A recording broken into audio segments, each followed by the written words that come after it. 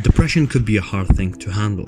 Some people say it's sickness, others don't believe in it and say it's non-existent. Let's take a look at Chelsea from Atlanta, a 22-year-old student who unfortunately was suffering from depression and almost gave up. But one thing happened that changed her life forever. It was 2022, past COVID. People were different than they were before. Chelsea not only had a social anxiety, but at some point she just had no friends. She didn't believe that after COVID people would like to have her as a friend. She was binge watching stuff onto her smartphone with no idea how to get over it. That binge watching also gave her bad grades. Her parents were pulling her down and judged that bad grades will lead her to loneliness and not a happy life. One day, walking down the street, she bumped into another person. The new unknown person took the books from the ground and handed it to Chelsea. That was Maria. She smiled to Chelsea. Unfortunately, Chelsea wasn't in a great mood. She didn't smile back. She was sad but glad that someone finally helped her with something.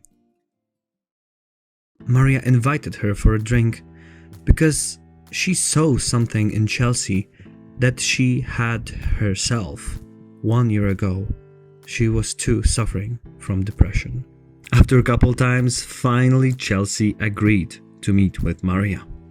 Ladies were discussing about their lives and about how depression is non-visible at first point, that people do not understand them.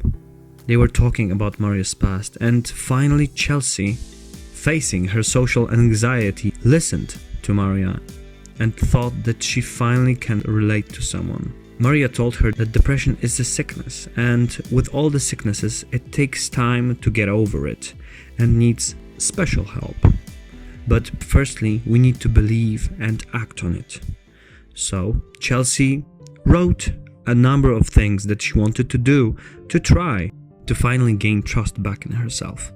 Chelsea finally has some plan what to do in order to fight depression. Sports, therapy, drawing, journaling, and finally at some point she found something that just put a smile on her face, and that was listening to music. Week after week she became more open for studying. Parents became more supportive, and that gave her more hope to get out of rut. Weeks later, still working on her depression, in the waiting room at the therapist's, she felt a tap on her arm from unknown person, and this person asked, "So, what are you listening to?" And that guy was me.